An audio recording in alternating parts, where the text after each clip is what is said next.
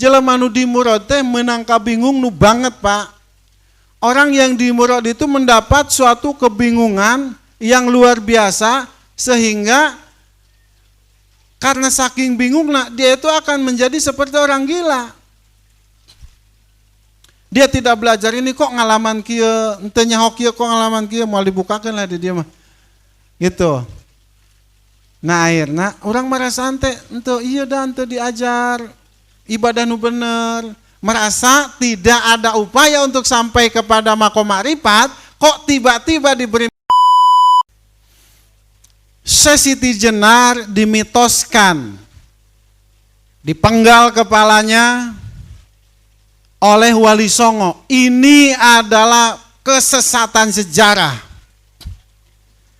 Digambarkan bahwa Wali Songo itu adalah orang-orang yang bengis, orang-orang yang menginginkan popularitas, kekuasaan, sehingga tidak boleh ada yang menyainginya. Bahkan ada yang bilang Sesiti Jenar itu jadi cacing dan lain sebagainya. Ini adalah sejarah yang dimanipulasi oleh kaum-kaum kufar, orang-orang yang tidak senang dengan agama ini. Syekh Lemah Abang atau biasa kita kenal dengan Syekh Siti Jenar, beliau adalah wali agung. Kedudukannya sama dengan Wali Songo. Hanya saja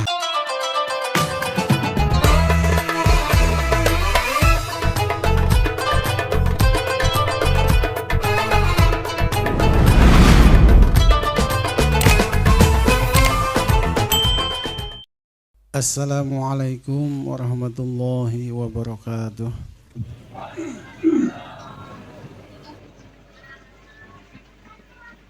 Alhamdulillahi rabbil alamin. Assalatu wassalamu alaika ya sayyidi ya Rasulullah. Allahumma hadina bi barakati mu'jizati Nabi Allah Muhammad sallallahu alaihi wasallam, barakati mu'jizati Nabi Allah Khadir alaihi salatu wassalam. Karamatu sultanul alaihi sallallahu alaihi wasallam, qadir al-jalan wa barakati karamatu susun Muhammadullah.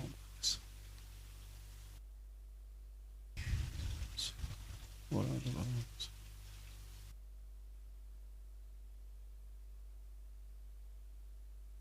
barakati karamatu susun jamil Allah azza wa jalla. Wa ila khususan jasadi wal batin ya jamaah majelis Allah, wa ila khususan jasadi ikhwanul muslimin salih, wa ila khususan jasadi wal batin khususan ikhwanul muslimin fi Palestin bi barakati umul Quran al-Fatihah. A'udzu billahi minasyaitonir rajim. Bismillahirrahmanirrahim. Alhamdulillahi rabbil alamin arrahmanir rahim maliki yaumiddin. Iyyaka na'budu wa iyyaka nasta'in ihdinas siratal mustaqim siratal ladzina an'amta 'alaihim ghairil maghdubi 'alaihim. Alhamdulillah, malam ini kita sampai di hikmah ke-8.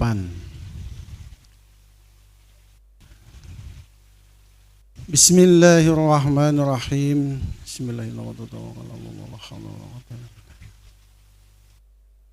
Idza fatahalaka wijhatan minat ta'arufi fala tubali ma'aha in qalla amaluka fa innahuma fatahalaka illa wa huwa yuridu an yata'arrafa ilaika.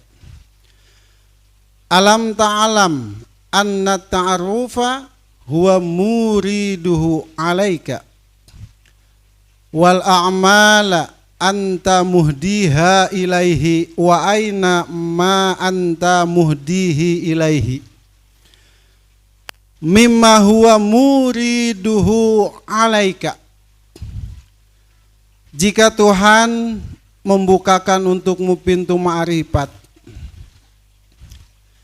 jadi bila Allah membukakan kepada kita pintu ma'rifat,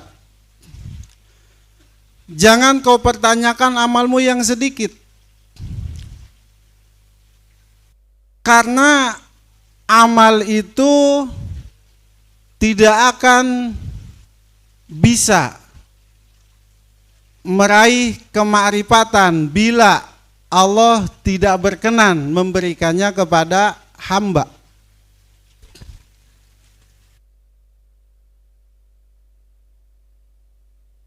Karena dia tidak akan membukakan pintu ma'rifat kecuali karena ingin memperkenalkan dirinya kepadamu. Tahukah kamu bahwa ma'rifat merupakan anugerahnya untukmu, sedangkan amalmu adalah persembahan untuknya? Tentu persembahanmu tak akan sebanding dengan anugerahnya. Seorang petani memiliki beberapa pohon pisang, kemudian menghadap kepada raja, mempersembahkan semua hasil panennya untuk raja.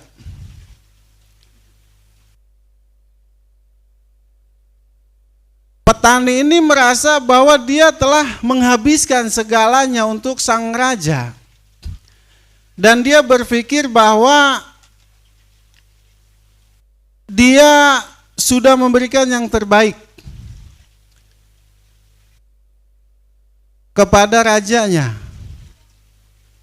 Pertanyaannya, apakah raja butuh dengan hasil panen petani tersebut? Tidak. Raja bersyukur, bergembira karena mendapat hadiah. Walaupun hadiah itu tidak seberapa. Tapi raja ini menjadi sangat cinta kepada petani tersebut. Dengan pemberiannya yang tidak seberapa. Semua hasil dari tanaman yang ia panen itu hanya sebanyak 1 gerobak saja, tidak lebih. Bukan 1, 2, 3 truk, puluhan bahkan ratusan, 1 gerobak saja. Semua hasil panennya dia persembahkan kepada sang raja. Karena raja melihat ketulusan dari rakyatnya, maka raja beri dia sebuah perkenalan. Kemakrifatan bukan lagi tentang af'alnya, bukan lagi tentang sifatnya, melainkan tentang eksistensi zatnya.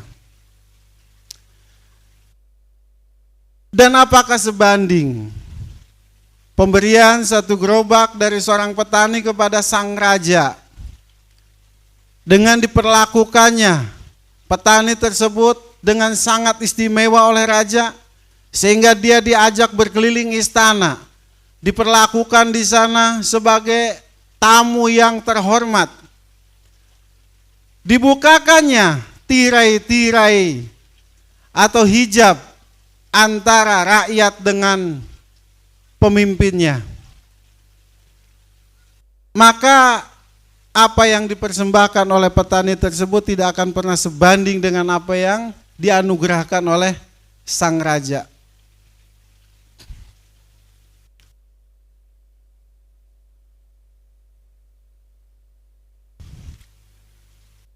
Ma'rifatullah adalah suatu pengenalan bukan dari hamba terhadap Robnya, tapi Tuhanlah yang memperkenalkan dirinya, memperlihatkan jati dirinya kepada orang yang dia kehendaki.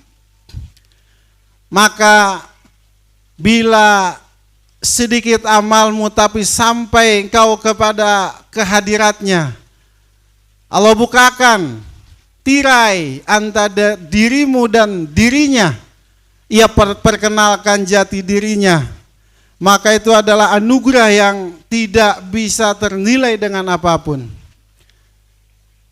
Karena puncak dari keilmuan adalah ma'rifat.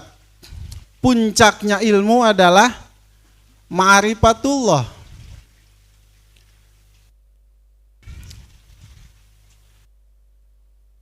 Andai ma'rifat itu bisa dikejar, maka niscaya orang soleh yang umurnya lebih tua lah yang akan mendapat ma'rifat.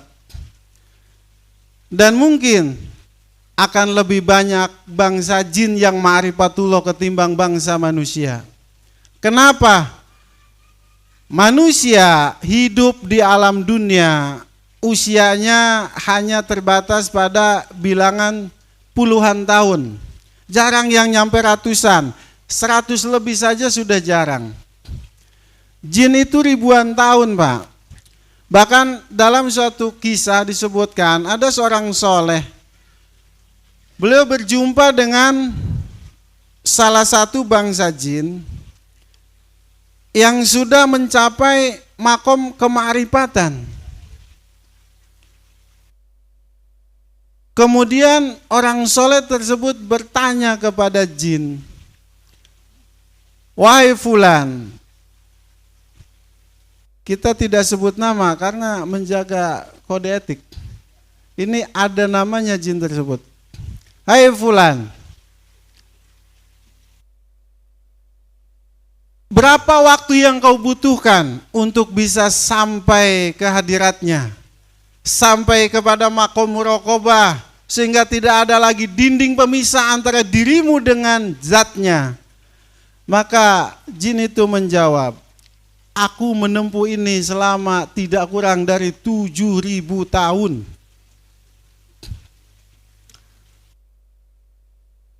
Maka sesungguhnya bangsa jin muslim itu iri kepada manusia, Pak. Mereka susah payah. Dengan mujahadahnya terus mereka berjuang untuk senantiasa mengabdikan dirinya kepada Allah.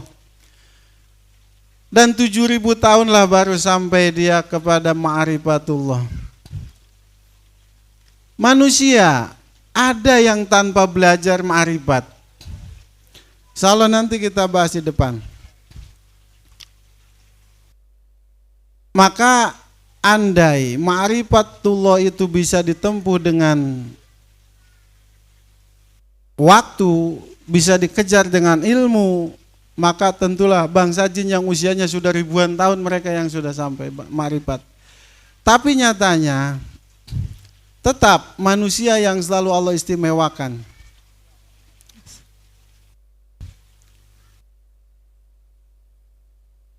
Maka dari itu jangan heran bila amalmu yang sedikit kok bisa menghantarkanmu kepada kehadiratnya. Ma'rifat itu terbagi dua, ada ma'rifat umum, ada ma'rifat khusus. Syarat untuk masuk Islam adalah ma'rifat. Tanpa ma'rifatullah, orang tersebut tidak sah masuk ke dalam agama Islam. Apa itu ma'rifat umum? Dialah awaluddin ma'rifatullah. Awal agama yang mengenal Allah. Maka orang non muslim begitu mau masuk Islam, dia harus ma'rifat, harus mengenal Allah. Dengan apa? Dengan meyakini bahwa tidak ada Tuhan yang wajib dan berhak disembah selain daripada Allah. Nah, ini yang dinamakan ma'rifat umum. Dia bersyahadat bahwa tidak ada Tuhan yang berhak disembah kecuali Allah. Udah, cukup itu. Masuk Islam. Bagaimana dengan ma'rifat khusus? Ma'rifat khusus itu pun terbagi dua. Jadi nanti ada yang dikasab, ada yang dimurad. Ada murid, ada majdubin. Orang yang ditarik oleh Allah. Seperti Syekh Fudail bin Iyad, Syekh Malik bin Dinar, Syekh Uwais Al-Qarani. Itu mereka adalah wali-wali Allah yang dimurad. Mereka sampai kepada makom kemarifatan tanpa kasab, tanpa melalui perjalanan yang panjang dan melelahkan. Orang yang dikasab itu, orang yang sedari kecil mereka dididik oleh orang tuanya. Belajar ilmu tajwid, belajar makhrajul huruf, belajar juz amma, belajar Quran, terus belajar nahwu shorof, terus belajar berbagai bidang keilmuan. Sampai di usianya yang sudah mapan, kemudian dia masuk ke dalam tasawuf, berbenah diri, olah jiwa, olah rasa. Nah, sampai akhirnya Allah angkat dia menjadi kekasih Allah. Nah, ini yang dikasab. Kalau yang dimurad itu seperti Syekh Fudail bin Iyad, seorang begal, rampok terkemuka pada waktu itu. Bahkan siapapun saudagar kaya, sebanyak apapun pengawalnya, kalau dengar nama Fudail bin Iyad, udah gemetar mereka, takut mereka. Kenapa? Karena Fudail bin Iyad terkenal dengan bengisnya, terkenal dengan sadisnya. Dia tidak segan dan tidak sungkan untuk melukai korbannya bila melawan. Maka beliau itu dikatakan pendosa yang menjadi gurunya para ulama. Nah, bagi teman-teman mantan-mantan residivis, mantan begal, ya, mantan rampok anak mitoha, nah, jangan berkecil hati. Yang penting terus kita belajar untuk senantiasa terjaga di jalan Allah. Syekh Fudail bin Iyad itu begal, wa amun sadisna goler, mual bisa ngelekeun sadisna Fudail bin Iyad. Fudail bin Iyad lain sakarawang doang terkenalna. Goler mangkat karyo malain wauheun. Fudail bin Iyad itu di mana-mana namanya booming, masur. Takut orang kalau dengar Fudail bin Iyad. Tapi apa yang terjadi suatu ketika Allah beri dia hidayah. Allah perkenalkan jati dirinya kepada Fudail bin Iyad sehingga beliau menjadi seorang wali agung, wali besar yang menjadi gurunya para ulama. Apakah ada berikutnya Fudail bin Iyad? Tentu pasti ada. Dan mereka adalah sama orang yang dimurad. Jadi orang seperti Syekh Fudail bin Iyad itu akan senantiasa ada. Mereka adalah kekasih Allah. Mereka adalah orang yang sangat takut dan sangat cinta dengan Allah. Walau diawali dengan kisah yang kelam, masa lalu yang suram, tapi Allah angkat mereka ke hadiratnya. Allah bukakan hijab antara dirinya dengan Tuhannya, sehingga dia mampu mengenal Tuhannya tanpa lagi melalui perantara apapun. Dia tidak belajar ilmu agama sebelumnya, atau mungkin belajar ala kadarnya. Tidak pesantren seperti Gus Ahmad sampai 21 tahun, tapi hese jadi wali. Nah, iya nu dimurad Pak, seperti Syekh Fudail bin Iyad ya. Dulunya dia tukang maksiat, mungkin tukang mabok, mungkin tukang gelut, mungkin tukang emben. Apal emben? sok ngeband. Kemudian Allah beri dia hidayah, Allah beri dia taufik. Allah perkenalkan jati dirinya kepada orang tersebut sehingga dia menjadi kekasih Allah. Lantas bagaimana tanda atau ciri orang-orang yang dimurad? Ini hati-hati Pak. Zaman kiwari tesautik oke jelema tengaji tiba-tiba ngebahas tentang ilmu tasawuf, ma'rifat, dan merasa dengan yakinnya bahwa dia adalah termasuk orang yang dimurad. Ada para kriteria, waduh can ngopi ya.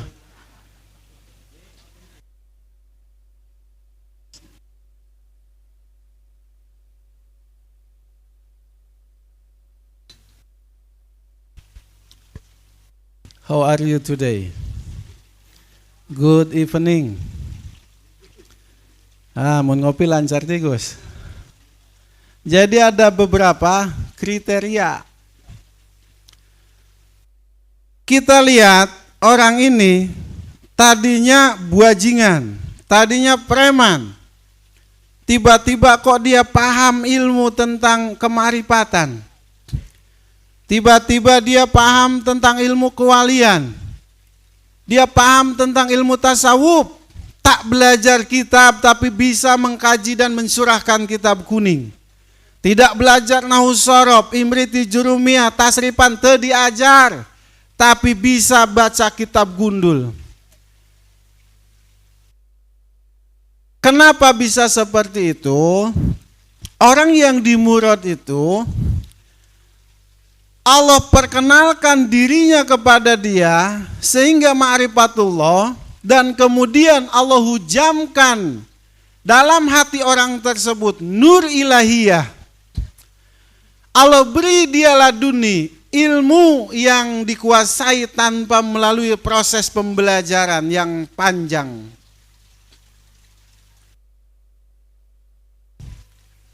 Maka dengan nur ilahiyah yang telah Allah hujamkan ke dalam kolbunya itulah, sehingga akhlaknya, budi pekertinya, bahasanya, itu akan sesuai dengan pancaran cahaya yang ada dalam hatinya.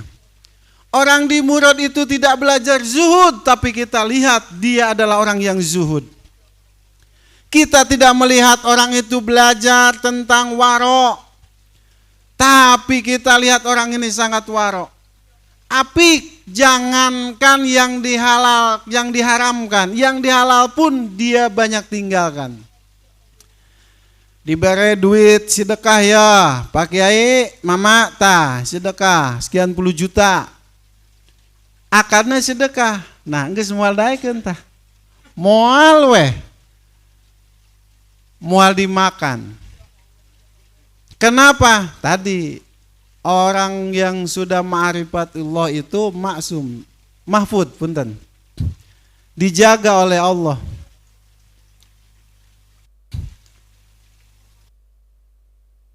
Nah, satu orang yang dimurad itu pertama Allah beri ilmu laduni. Ilmu laduni itu bukan ilmu temempandi kadek. Lain ilmu bisa hiber, lain bisa sholat di luhur daun. Aang dari mulai bangun pondok ini, santri JF yang putra semua sholat tidur di atas air. Saya tidak sombong.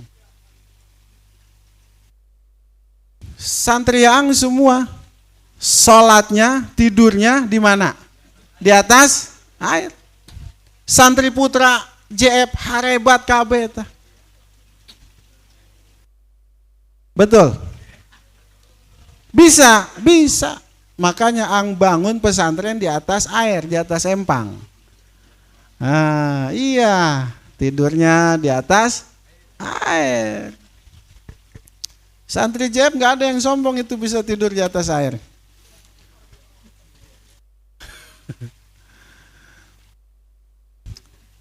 Bukan bisa terbang, bukan bisa melihat hati orang, bukan laduni. Laduni itu ilmu yang Allah berikan ya kepada seorang hamba yang dipilih oleh Allah untuk kepentingan umat.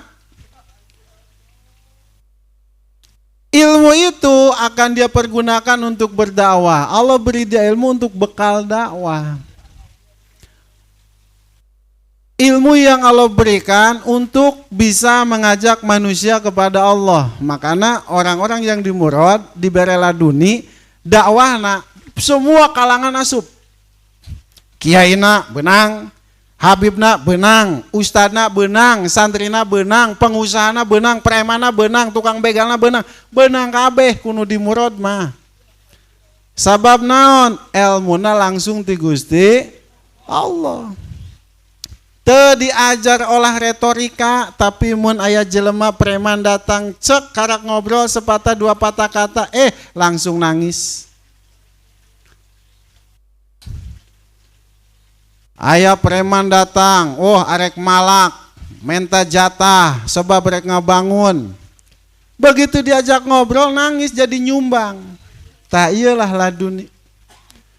Ilmu yang ketika keluar dari lisan orang tersebut itu bisa menggetarkan hati pendengarnya sehingga teringat dengan Allah dan ada upaya untuk kembali ke jalan Allah. Jadi ilmu laduni lain ilmu tanpa belajar kemudian keluar dari lisan orang tersebut malah ngajauhkeun jelema jeung Allah. Malah nyieun jelema resep kana dunia, moal. Ilmu laduni itu ilmu yang suci, langsung Allah berikan kepada hamba-hamba pilihannya. Nah maka kalau kita lihat orang itu yang katanya di Murad, ya kita cek dulu, menang teh ilmu laduni. Wah teu ngaji tapi bisa kitab kuning. Wah dakwahna kok bisa karaih kabeh ya? Pokona marek preman sebedegong kumaha ge geus berhadapan jeung beliau mah geus leket teh we cek buya mah. Bisa meraih manusia dari berbagai kalangan. Terus setiap kalamnya mengajak kepada kebaikan. Setiap perkataannya menghujam kepada hati, menggetarkan hati pendengarnya sehingga membuat mereka teringat dengan Allah. Nah ya tanda-tandanya ya. Jadi kalau lisannya justru sering mengajak manusia untuk hubu dunia, untuk cinta dunia. Nah komo iya ngadenge orang cenah menang laduni tapi ujungnya ngagandakeun duit. Nah iya geus mutlak bae sasar ya. Lain bukan.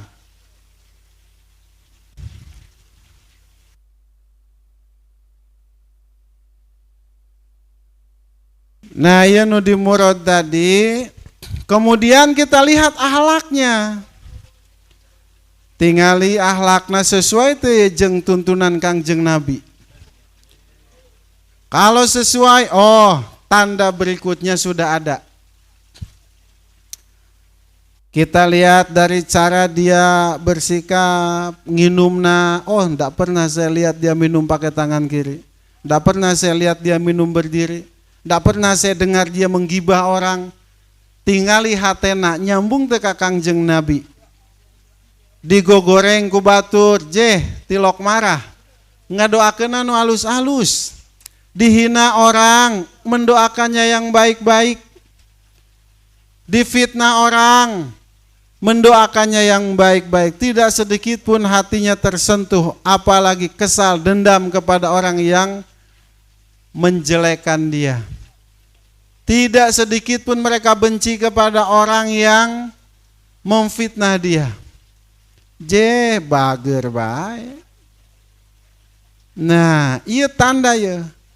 Ieu cenah nu di Murad tapi teu kop kasinggung. Wah, ieu mah lain di Murad ku Allah, di Murad ku setan nu kieu ya. Sabab nu gampang marah mah setan. Dihina ngambek, teu disanjung marah, teu disebut kiai marah. Orang yang di murad, Pak Bu, orang yang asli di murad itu tidak akan pernah menunjukkan bahwa dia itu di murad. Bahkan ketika orang berkata, mama di muradnya, ente aing mah, teu nyaho. Gitu bae. Nyumput lain nembong-nembongkeun bisa set kertas jadi duit, daun jadi duit. Nu di murad teh boga karomah tapi karomahna disumputkeun. Lain teu bisa ngayakeun duit gebrak meja keluar duit bisaeun. Tapi naonlah artina dunia ieu makanan teu dipake. Ngan biasana masyarakat kita itu gampang terpesona dengan keanehan-keanehan seperti itu. Sehingga cekaang kagus Gus zaman kiwari mah loba jelema lain wali tapi dianggap wali. Bahkan teu saeutik kuburan salik lain wali teu boga pangkat kawalian dianggap wali. Keun lah nu maot mah ieu nu hirup.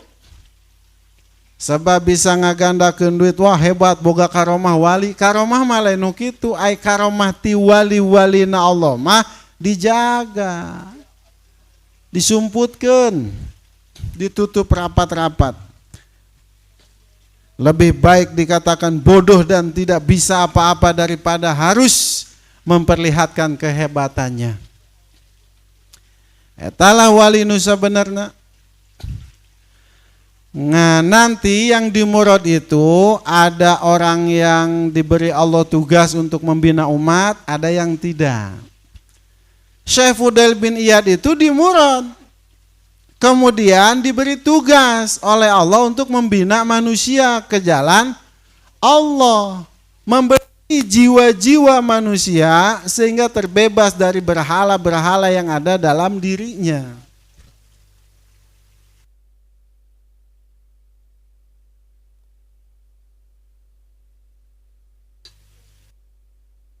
Siapa orang yang di murad tapi tidak diberi tugas membina manusia? Ya dialah Uwais Al-Qarani.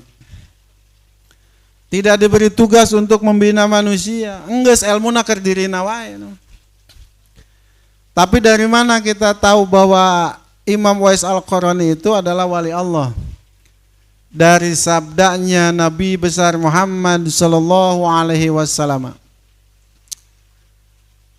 Beliau berkata kepada Sayyidina Umar dan Sayyidina Ali untuk meminta doa kepada Uwais Al-Qarani. Dari situ kita tahu bahwa beliau adalah wali Allah. Sabda Rasulullah bahwa doa Uwais Al-Qarani tidak ditolak. Dia tidak terkenal dulu di bumi, tapi namanya harum di antara para penduduk langit. Nah, jadi kita ini tidak usah berkecil hati bila nama kita tidak banyak dikenal orang. Sudah biarkan saja. Apa sih artinya keterkenalan di bumi ini? Biarlah para malaikat di alam langit sana yang mengenal kita. Sesungguhnya keterkenalan adalah penjara yang nyata di dunia.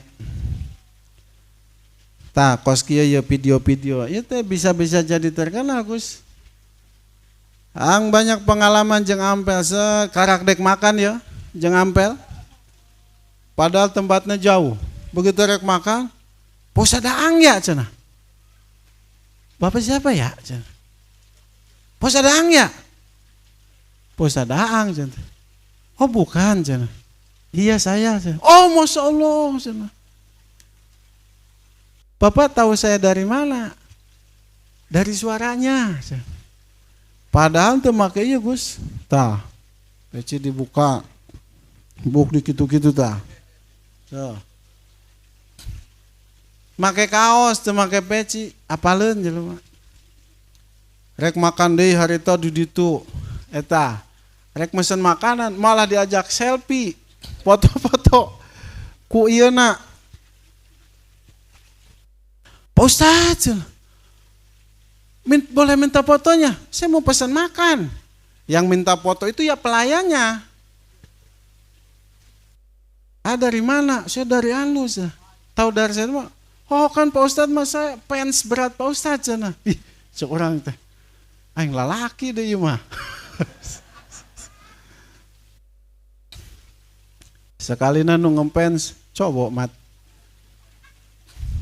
Hanya minta foto-foto Gus. Nah. Suatu ketika saya naik mobil jeung ampel. Parkir kan. Cokot 2.000, begitu rek mere buka jendelanya. Angkan kalau keluar jarang pakai kopiah. Rambut panjang, kadang pakai topi. Ya. Mau ngasih uang, Pak Ustadz kata. Ih, Pak Ustadz makasih. Peh nyaho-nyahon mah koeng bere 20.000 mah. Sugan teh wauheun. Oh teu pel. Henteu ang wau teu henteu cenah. Eta jelema wau di mana deui nya gitu. Nah, keterkenalan itu penjara. Makanya nih iklan dulu nih. Dari dulu ang itu tidak mau terkenal. Tahun 2017 ya salah satu manajemen MNC itu datang ke pondok. Saya diundang manajemen Raffi Ahmad. Beberapa TV swasta ngundang. Nggak mau. Makanya waktu mulai ngaji Hikam sampai hataman kemarin, kurang lebih 5 tahun, Angka selalu berpesan, jangan ada yang video. Jangan ada yang video. Salah satunya menghindari keterkenalan. Hidup dalam kesunyian itu indah. Nah akhirnya pas hikmah pertama ini, Bang Salman, boleh nggak ini di video bla bla bla, ini kan untuk kalau kita udah meninggal nanti kan anak cucu kita bisa lihat tuh kajian-kajian Aang cina. Tapi bener gimana sih mancing. Ya udahlah akhirnya di ACC, udah nggak apa-apa. Da enggeus waktuna meureun. Tujuan apa? Tujuannya supaya lebih banyak lagi orang yang mendapat manfaat dari kajian ini. Gitu. Anu teresep ya ulah dilalajoan, simpel bae. Oke, kembali ke lab Kitab Al-Hikam. Nah, jadi tadi tanda berikutnya naon tadi? Anu dimurad menang laduni, terus kemudian tingali ahlakna akur jeung Kangjeng Nabi. Kalau Rasulullah cinta kepada anak yatim, dia pun cinta kepada anak yatim. Kalau Rasulullah sayang pada fakir miskin, dia sayang. Rasul penyabar, dia pun penyabar. Rasul tidak pernah ngeluh dalam perjuangannya, dia pun tidak akan pernah mengeluh dalam perjuangannya. Nah, banyak tanda-tanda yang lainnya. Terus yang paling utama apa? Yang paling utama adalah berpegang teguh kepada syariat Islam. Teu aya jelema nu dimurod cenah wali ninggalkeun salat, syariatna ge ngawajibkeun salat. Ya. Jadi kalau kita lihat, wah ieu elmuna teu ngaji tapi bisa baca kitab kuning. Bager, berehan, dermawan. Ada tuh tanda-tanda itu ada semua. Diomelan ku batur, tara marah menama, udah ada. Tapi tanda yang ini enggak ada, batal tah. Apa? Ninggalkeun salat. Ditanya, mama kunaon teu Jumatan? Mama mah di Mekah. Udah, tinggalin orang seperti ini. Kalau kita lihat dia, oh pas Jumatan geuning eueuh. Pas salat jamaah geuning eueuh. Awas jangan suudon. Tong suudon heula. Buat ting sholat Jumat di lembur lain, apakah HS?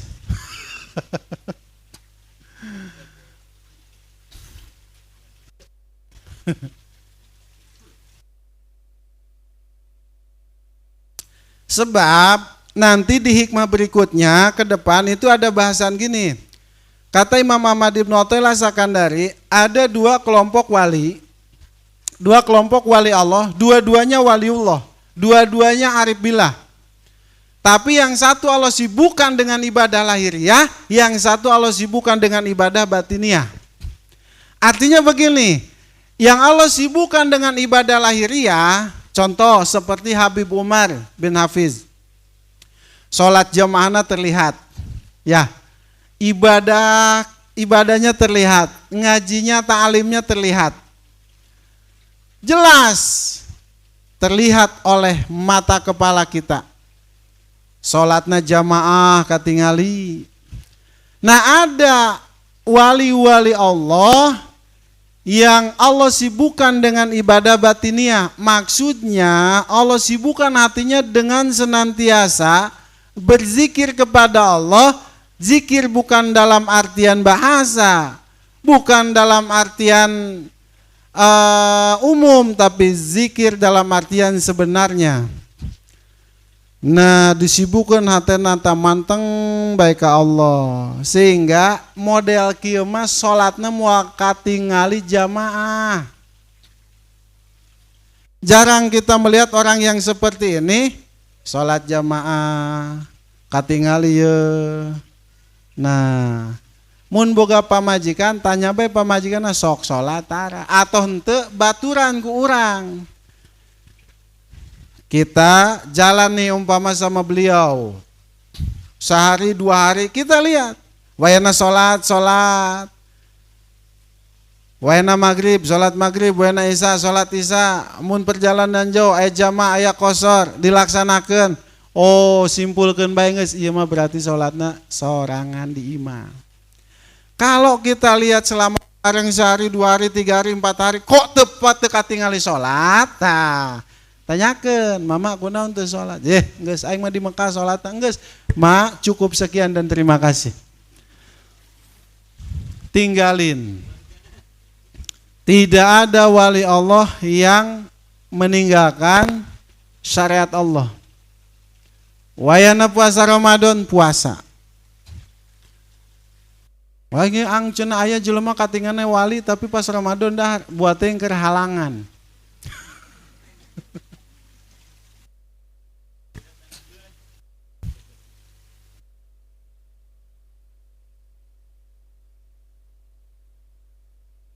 Nah itu untuk yang dimurad, jadi tetap walaupun dia bisa membahas ilmu ma'rifat, ilmu hakikat, tasawuf dia kuasai, tapi tidak berpegang teguh pada syariat Allah. Contoh dia istrinya dia biarkan tidak menutup aurat, anaknya dia biarkan tidak menutup aurat. Terus kemudian maneh nage mah make kolor tatu urna ping-pingna katingalian, tinggalkeun cek aing tinggalkeun. Lain wali Allah nu kitu mah sebab teu aya wali Allah kecuali dia berpegang teguh kepada syariat Allah. Sehebat apapun kajian kitabnya, sehebat apapun kajian tasawuf, kajian ma'rifatna, nya sebaik apapun dia kepada orang lain, tapi kalau tidak berpegang pada syariat Allah, udah tidak usah digurui. Kalau kita ingin sampai kepada Allah, tah ieu ke jelema teh anu kitu ngadenge ye, goblok ye si Oki cenah aing, buka kartu aing bae. Jeung marah hengkop aing ngomongna kumaha sesuai jeung nu diajarkeun ku para ulama. Emang kos kitu ayana.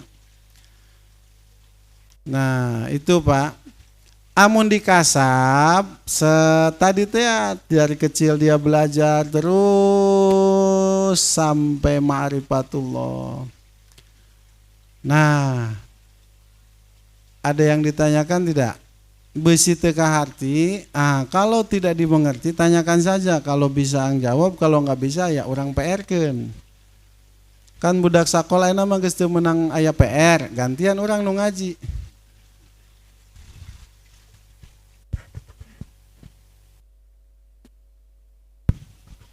Boleh yang mau bertanya silakan untuk angkat tangannya. Berikan hikmah yang disampaikan tadi oleh guru kita.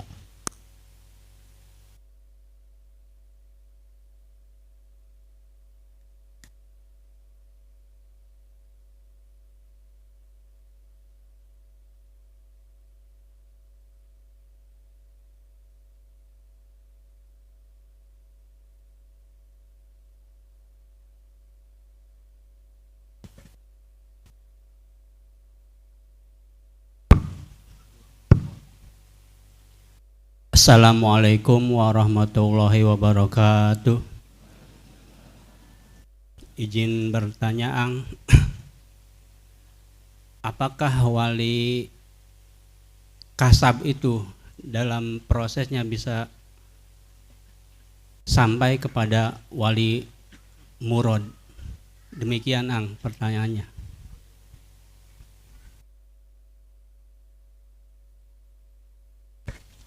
Izin tutup dulu kitabnya, simpen dulu, set. Nah, aing ame bisa ngebari ngarokok.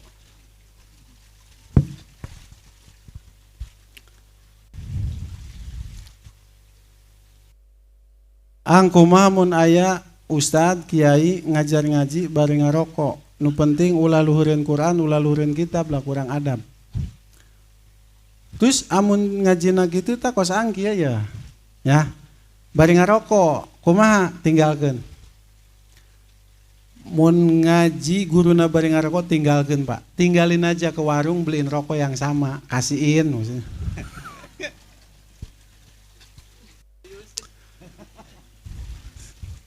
Atuh apa sih rokokna sabatang deui?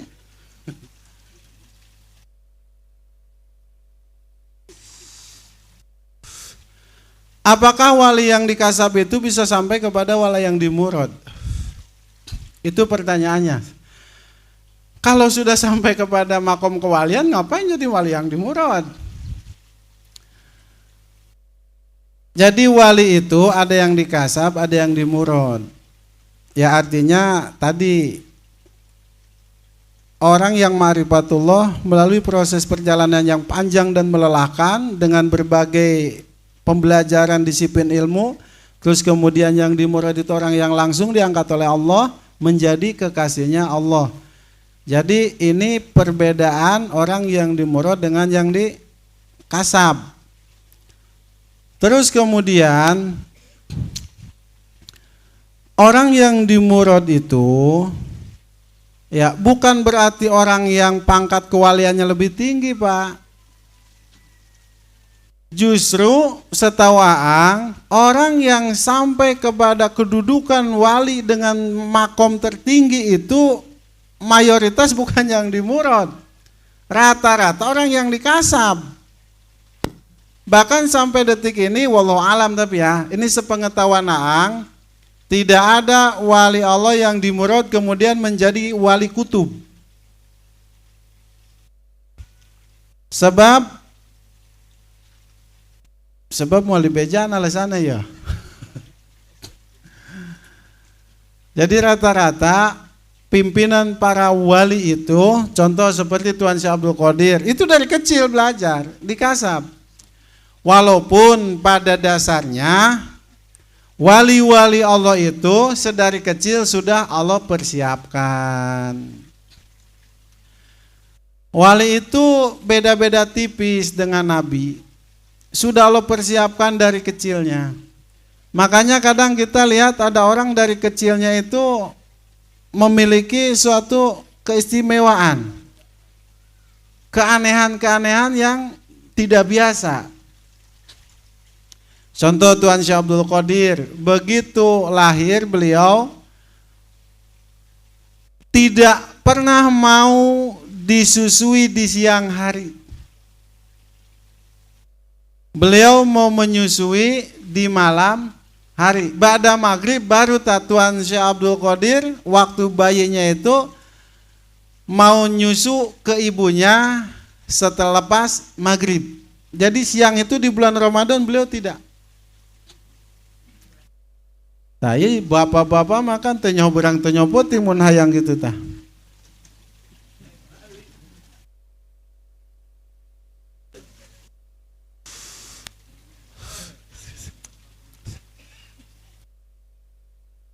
Jadi sudah ada tanda-tanda dari kecilnya.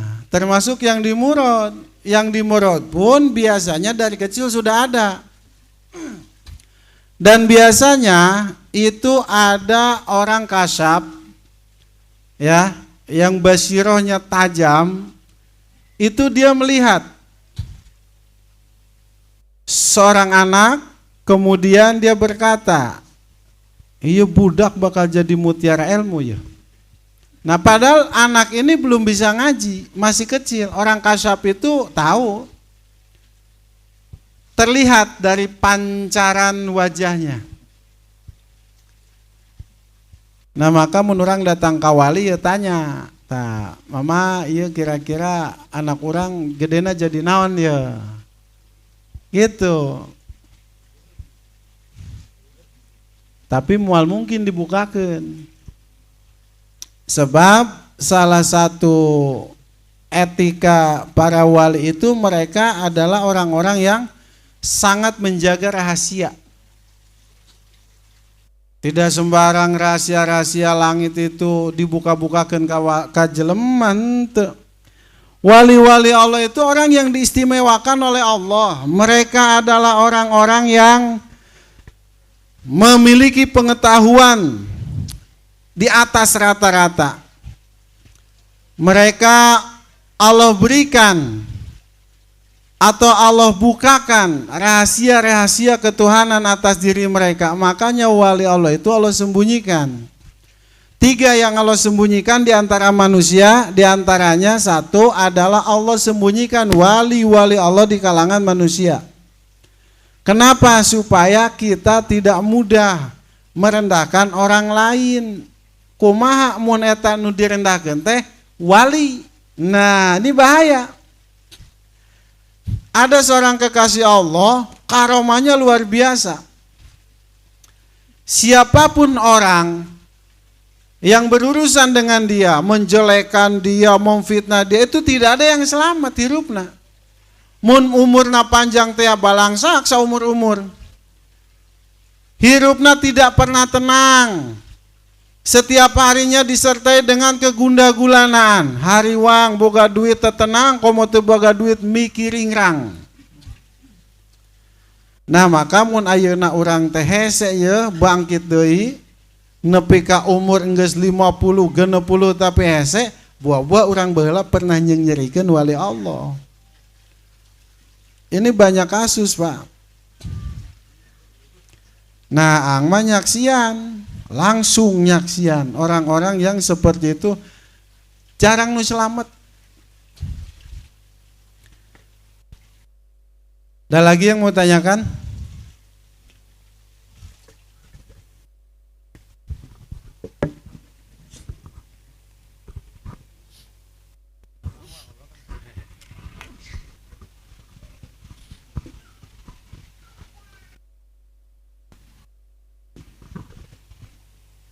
Assalamualaikum warahmatullahi wabarakatuh. Gini Ang, tadi ada wali kasab dan wali murad. Kalau wali kasab itu jelas dari usaha pembelajaran. Nah jelas itu pasti di para alim ulama belajarnya dan tersambung. Itu sanad keilmuannya kepada Rasulullah. Dan bagaimana dengan wali murad Ang? Demikian, Assalamualaikum warahmatullahi wabarakatuh.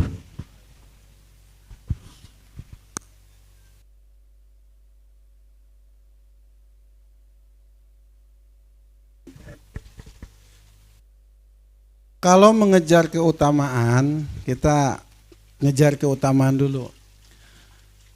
Utama kene rakyat yang berusaha berjuang untuk bertemu dengan rajanya. Setelah puluhan tahun berlalu, akhirnya dia bertemu dengan raja yang mendatangi rakyatnya tanpa diupayakan oleh rakyat tersebut. Utama yang didatangi. Jadi mau ngobrol keutamaan, utama kene anu dimurad. Walaupun dari tingkat kedudukan tetap nanti yang dikasab mah bisa melebihi yang dimurad. Yang dikasab sanad keilmuannya jelas dari gurunya terus kemudian kepada gurunya sampai bersambung kepada Rasulullah. Dari Rasulullah bersambung kepada malaikat Jibril sampailah kepada Allah. Lantas bagaimana yang dimurad? Yang dimurad itu mendapat pengetahuan langsung dari Tuhannya. Tanpa melalui perantara guru langsung Allah yang menghujamkan nur ilahiyah ke dalam kolbunya. Sehingga tadi dia tidak belajar waro menjadi orang yang sangat waro. Tidak belajar zuhud menjadi orang yang sangat zuhud. Tidak belajar dermawan tapi dia menjadi orang yang sangat dermawan. Lantas bagaimana tentang ilmu agamanya? Ilmu tarekatnya, ilmu hakikatnya, ilmu ma'rifatnya. Nah, kalau ilmu-ilmu seperti ini ya, itu nanti Allah berikan melalui guru-guru atau para wali yang sudah tidak semasa dengannya. Ada seorang kekasih Allah. Dia kalau kita lihat kriteria di murad itu ada semua pada dalam dirinya. Dia tidak belajar ilmu hikam, dia tidak belajar ilmu Ihya Ulumuddin. Suatu ketika dalam duduknya beliau didatangi oleh Imam Ghazali membawa kitab Ihya Ulumuddin 4 jilid. Terus orang ini berkata dalam hatinya, ya Rob, siapa ini yang mendatangiku? Maka Imam Ghazali berkata, aku adalah Ghazali, pengarang Ihya Ulumuddin. Aku mendapat tugas dari Rasulullah untuk mengijazahkan kitab ini kepadamu. Nah, dengan satu pertemuan itu, orang ini sudah menguasai ilmu Ihya Ulumuddin. Itu yang disebut laduni. Ilmu tanpa belajar dengan waktu yang sangat panjang. Jadi mereka itu langsung dibawa bimbingan Rasulullah. Kenapa orang ini diberi ihya? Rasul mengutus Imam Ghazali untuk memberi ijazah Ihya Ulumuddin kepada orang tersebut karena orang ini akan mendapatkan tugas untuk membina umat. Orang yang dimurad seperti Imam Uwais Al-Qarani itu tidak mendapatkan itu. Kenapa tidak diberi itu? Karena tidak ada tugas mendidik. Jadi intinya, itu rahasia-rahasia para wali ya. Bocor ya. Tapi insya Allah yang diampura ya ke wali ya. Nah jadi orang-orang yang dimurad itu sanad keilmuannya langsung dengan Rasulullah. Karena yang menugaskan mereka itu langsung Kangjeng Nabi besar Muhammad Sallallahu Alaihi Wasallam. Jadi tidak ada keraguan terkait sanad keilmuannya. Kita yang dikasab ijazah wudu, belajar wudu ya.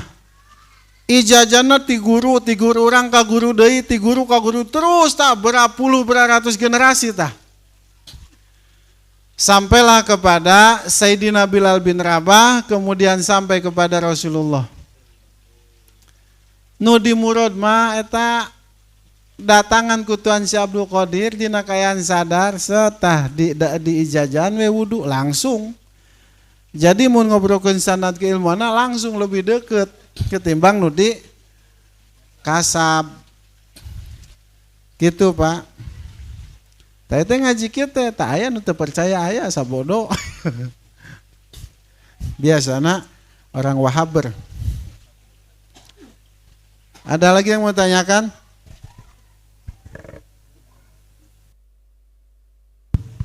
Dua penanya terakhir.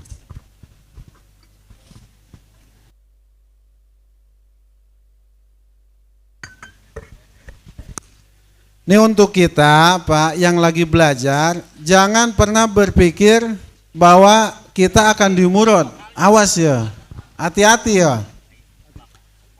Yang geus belajarna sakarep-karep ya, sebab non buat tingke karizkian dimurad. Awas, ini setan nih, bahaya, nggak boleh.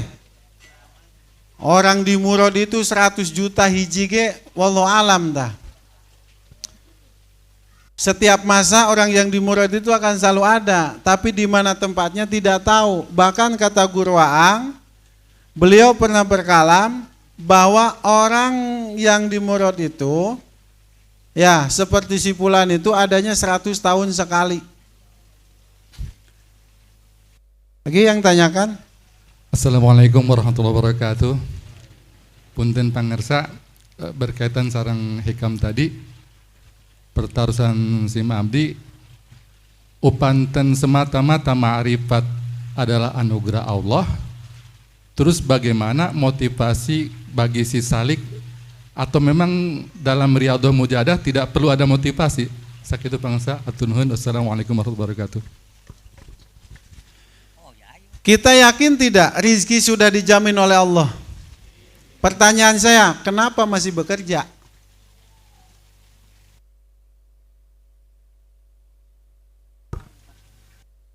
Ya, Bapak bekerja, yakin tidak rizki sudah dijamin oleh Allah? Yakin. Kenapa bekerja? Apa ya? Untuk apa nyari uang? Itu adalah sebagai bentuk ikhtiar kita, upaya kita dalam menjalankan perintah Allah, karena Allah lah yang memerintahkan kita untuk berikhtiar. Apabila telah ditunaikan sholat, maka bertebaranlah kalian di atas bumi ini, ya, untuk mencari karuniaku. Kita dalil ikhtiar. Padahal kita sudah tahu, nu geloge teu usaha harirup aya bae rezekina.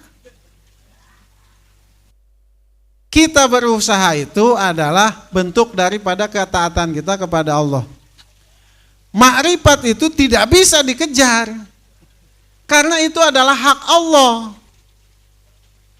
Sawabikul himamillah tahriku aswarul aqdari. Sawabikul himam, sehebat apapun himah keinginanmu untuk bisa sampai kepada Allah, la tahriku aswarul aqdari, tidak akan bisa menembus dinding takdir ketetapan Allah. Artinya usaha kita itu tidak akan bisa meraih ma'rifat. Terus kenapa kita harus berusaha mujahadah, riyadhah, ya, membersihkan hati dari segala berhala-berhala yang ada dalam diri kita. Berusaha terus mengesahkan Allah, belajar zuhud, belajar warok, belajar qanaah. Ini adalah bentuk usaha kita dalam melaksanakan perintah Allah, karena Allah yang perintahkan itu. Adapun nanti, ya, diberi atau tidaknya ma'rifat itu mah hak Allah. Kita jangan berpikir karena tidak ada jaminan, karena ma'rifat itu tidak bisa diraih kecuali diberikan oleh Allah, kemudian menjadi lemah dalam beribadah. Jangan, justru harus lebih semangat. Kenapa? Karena kita tidak tahu, ya, tidak tahu kapan waktu itu tiba. Kalau memang Allah takdirkan kita menjadi orang yang ma'rifatullah, ya, itu kan nanti Allah yang tetapkan waktunya. Wa fil waqtil ladzi yuridu la fil waqtil ladzi turidu. Pada waktu yang Allah tetapkan, bukan pada waktu yang kita inginkan. Bagaimana kalau kita sedang berusaha, kemudian beberapa hari lagi Allah beri ma'rifat, akhirnya kita lemah karena tahu kema'rifatan itu tidak bisa diraih, batal tak menangna.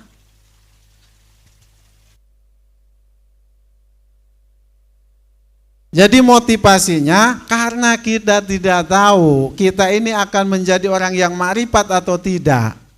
Dan kalau Allah takdirkan kita menjadi orang yang ma'rifatullah, dan kita pun tidak tahu kapan waktunya, maka optimalkan, itu adalah tugas kita. Seperti kita tidak tahu rizki kita itu datangnya seberapa, ya. Anu ditakdirkan beungarnya beungar, anu takdirkan susahnya susah. Atuh kitu mah orang rek naon usaha dari rezeki geus dijamin ku Allah. Nah, kan tidak gitu konsepnya. Tapi karena kita tidak tahu rezeki kita jumlahnya berapa, dari mana datangnya, maka tugas kita berusaha.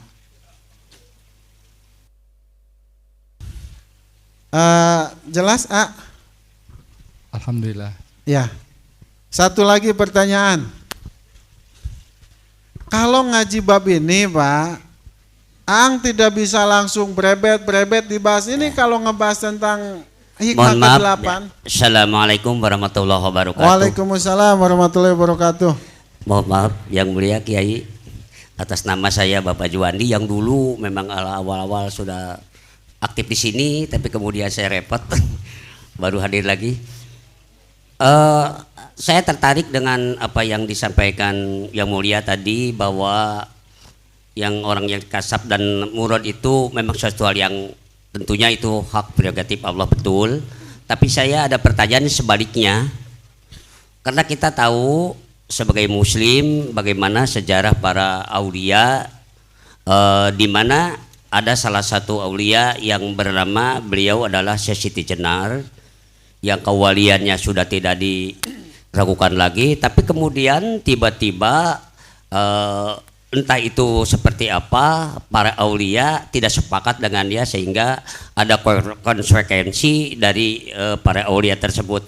Nah, untuk jelasnya saya mohon penjelasan yang agar saya bisa terklarifikasi bagaimana konsekuensi dia seorang wali di depan Allah Subhanahu wa taala. Demikian.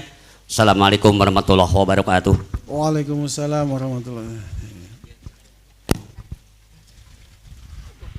Syekh Siti Jenar atau yang dikenal dengan Syekh Lemah Abang. Beliau adalah waliullah di antara 9 wali. Syekh Siti Jenar dimitoskan, dipenggal kepalanya oleh Wali Songo. Ini adalah kesesatan sejarah. Digambarkan bahwa Wali Songo itu adalah orang-orang yang bengis, orang-orang yang menginginkan popularitas, kekuasaan, sehingga tidak boleh ada yang menyainginya. Bahkan ada yang bilang Syekh Siti Jenar itu jadi cacing dan lain sebagainya. Ini adalah sejarah yang dimanipulasi oleh kaum-kaum kufar, orang-orang yang tidak senang dengan agama ini. Syekh Lemah Abang atau biasa kita kenal dengan Syekh Siti Jenar, beliau adalah wali agung. Kedudukannya sama dengan Wali Songo. Hanya saja ketika dalam fananya datang tamu, ada Syekh Siti Jenar, nggak ada, yang ada adalah Allah. Beliau itu tidak mengatakan atau mengakui dirinya Tuhan. Dalam kondisi fana, seorang wali Allah atau kekasih Allah itu tidak ada lagi yang dia lihat kecuali Allah. Sirna diri, sirna semesta, yang ada hanyalah pencipta. Maka tidak ada yang bisa dilihat kecuali Allah. Ketika dalam fana tersebut ditanya, maka tidak keluar namanya dalam lisannya kecuali nama Allah. Dan pada kondisi itu, ya, itu kan tamu banyak yang datang ke beliau dan beliau masih beraktivitas seperti biasa, artinya dari keluar. Datanglah Eyang Sunan Kalijaga, ditegor. Mun bisa ulah gitu, mun kerpana cicing bae di imah, lain akhirnya dipilmkeun pasea, eta nu nyieun film sinting tah.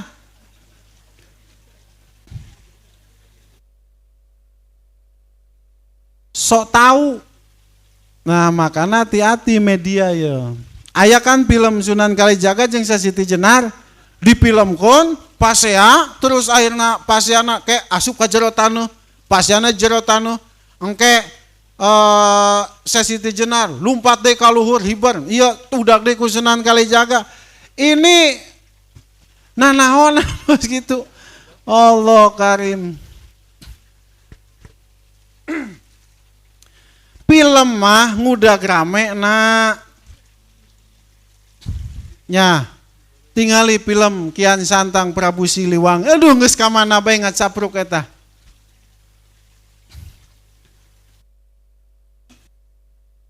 Orang film itu ngejar duit, ngejar untung. Amun nunjukkeun film aslina moal menang duit da teu rame. Tidak ada nih ang tegaskannya, tidak ada peperangan atau perkelahian apalagi pembunuhan antara Sunan Kalijaga dengan Sesiti Jenar. Mereka adalah sahabat, mereka adalah pejuang-pejuang Allah, dan mereka Sesiti Jenar itu orang yang dikasab. Beliau mendapatkan makom kewalian sampai kepada Ma'rifatullah itu dikasab. Beliau belajar dari kecil. Nah, adapun sejarah yang mengatakan dibunuh, dipenggal itu hoak. Nah, ini banyak sekali. Kalau kita lihat sejarah di TV ya, apalagi zaman medsos, hati-hati. Hati-hati. Orang-orang kufar, musuh-musuh Allah kumaha we supaya umat Islam teh pecah. Ah, buktina eta ku Wali Songo ejeng ayeuna Sesiti Jenar temempan Pak, ganti enak EPI jeung PWI. Garelut para sea. Nya, anu seuri saha? Orang kafir nu teresep ka Islam. Musuh-musuh Allah maseri, tuh ini program propaganda. Dulu salah satu wilayah terkuat di Nusantara yang sulit sekali dikendalikan oleh penjajah Belanda waktu itu adalah Nangro Aceh Darussalam. Aceh itu persatuannya luar biasa. Sehingga salah satu cendekiawan Belanda waktu itu berusul kepada pimpinannya, Aceh kalau kita serang susah, Aceh kalau kita perangi susah. Sudah kirim saja saya ke Mekah, akhirnya dikirim ke Mekah, iya namanya Senoker Grinyu.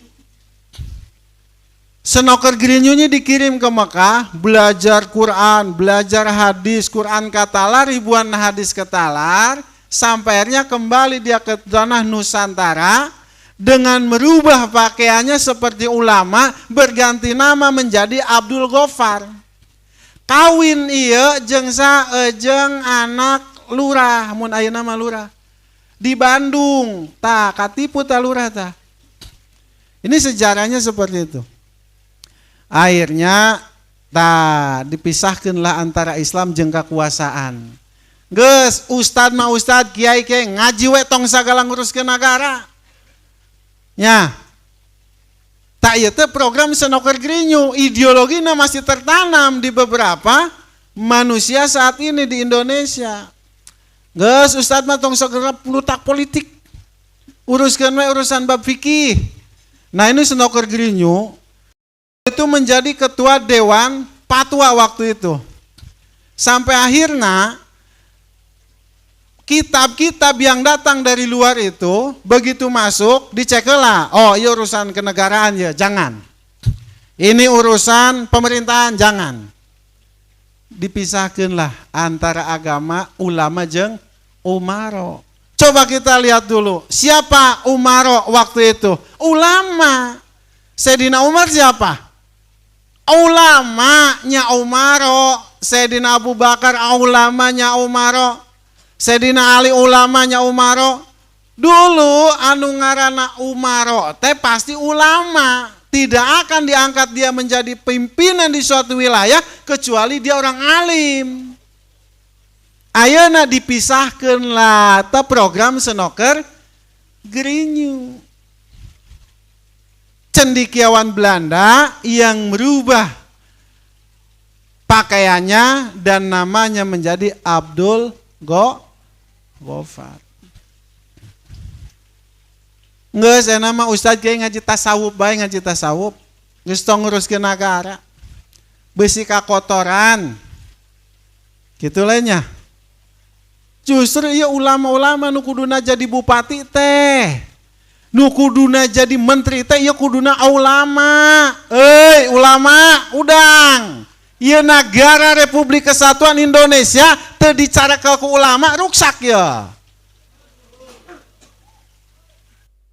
Ulama nu sieun ka Allah lain ulama anu asup ka politik supaya beunghar. Lain ulama nu asup ka politik supaya menang dana di pamarentah pesantrenna disumbang. Lain.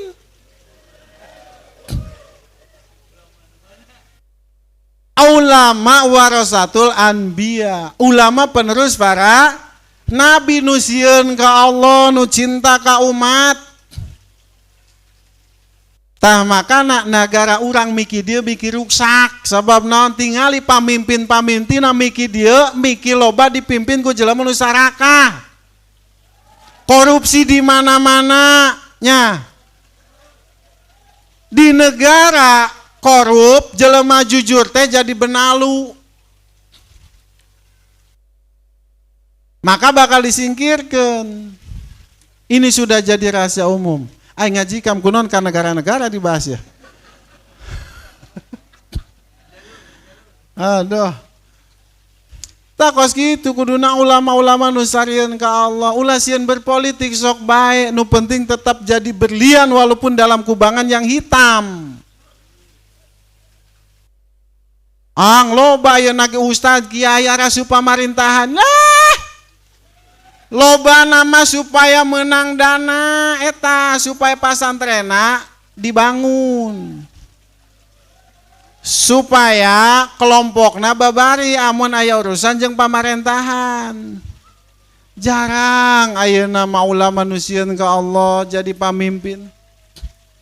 Salah urang oge rakyatna milih anu loba duitna ketimbang anu saeutik. Buating anu saeutik duitna teh eta teh wali, aya ngabebenah nagara, aya ngabebenah wilayah lingkungan urang. Sabab teu bogaan duit, anu bogaan duitna nu medegong, nya nu bedegong nu jadi pamimpin. Nya.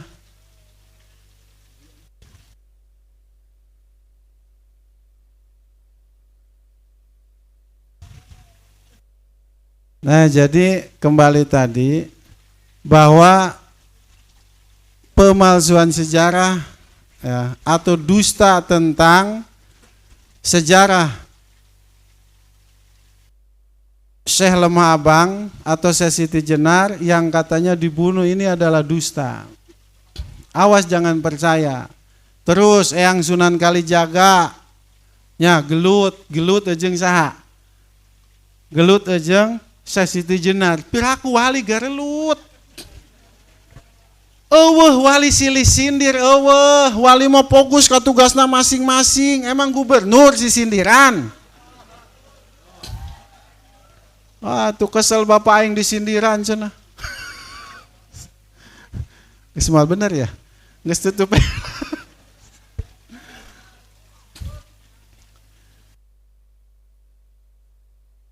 Syekh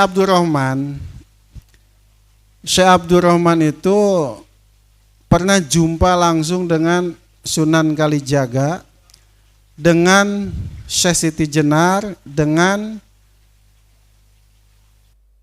Syekh Syarif Hidayatullah. Itu.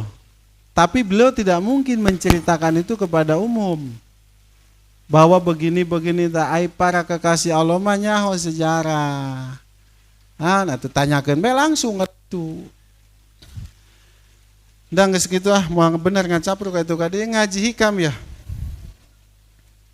Jadi kesimpulannya dalam hikmah ini adalah bahwa jangan karena amalmu yang sedikit kemudian Allah beri kamu kemarifatan sehingga engkau terheran-heran. Iya teh hikmah 8, iya teh jawaban dari permasalahan orang yang dimurod. Jelema nu dimurod teh menang kabingung nu banget Pak. Orang yang dimurod itu mendapat suatu kebingungan yang luar biasa sehingga karena saking bingungnya dia itu akan menjadi seperti orang gila. Dia tidak belajar ini kok ngalaman kieu, henteu nyaho kieu kok ngalaman kieu, moal dibukakeun lah di dia mah. Gitu. Nah akhirnya orang merasa teh henteu ieu da henteu diajar ibadah nu bener, merasa tidak ada upaya untuk sampai kepada makom ma'rifat, kok tiba-tiba diberi ma'rifat. Ini jawaban dari hikmah 8 inilah.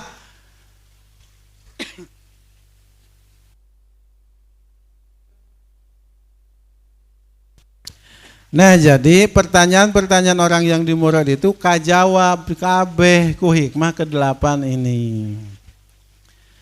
Jadi jangan karena amalmu yang sedikit sehingga Allah memberikan ma'rifat engkau menjadi bingung. Eta tanda kanyaah Allah. Makanya orang yang dimurad ketika ditanya bagaimana engkau bisa meraih semua ini, hadza min fadli rabbi. Wallahu a'lam. Wassalamualaikum warahmatullahi wabarakatuh. Allahumma khtim lana bil Islam wa khtim lana bil iman wa khatim lana bihusnil khatimah. Ya Allah biha, ya Allah biha, ya Allah bihusnil khatimah. Allahumma khtim lana bil Islam wa khtim lana bil iman wa khtim lana bihusnil khatimah. Ya Allah biha, ya Allah biha, ya Allah bihusnil khatimah. Allahumma khtim lana bil Islam wa khtim lana bil iman wa khtim lana bihusnil khatimah. Ya Allah biha, ya Allah biha, ya Allah bihusnil khatimah.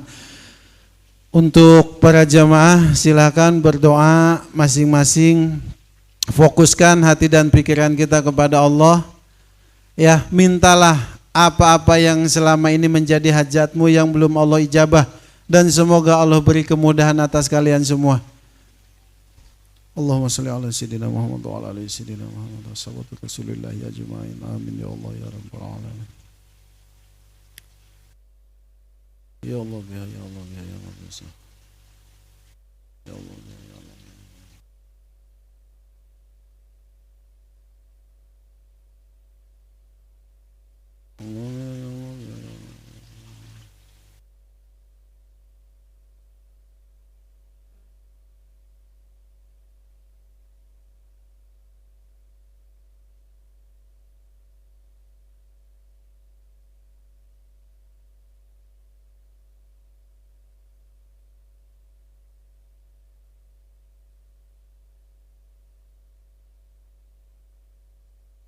Wassallallahu Muhammad sallallahu alaihi wasallam.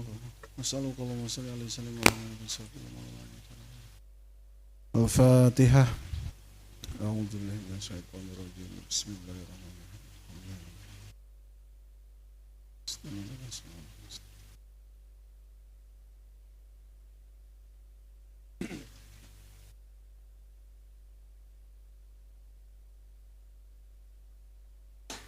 Sedikit tambahan tadi tentang pertanyaan Siti Jenar.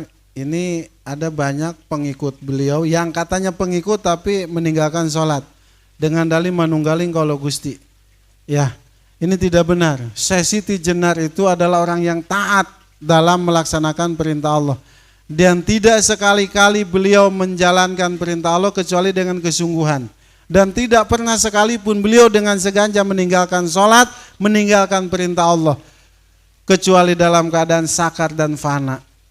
Orang teu sakar teu fana, teu sholat. Nah ini bahaya. Ya, untuk lebih jelasnya terkait perjalanan Siti Jenar yang bertanya tadi, silahkan nanti kita bisa ngobrol sambil ngopi santai. Assalamualaikum warahmatullahi wabarakatuh.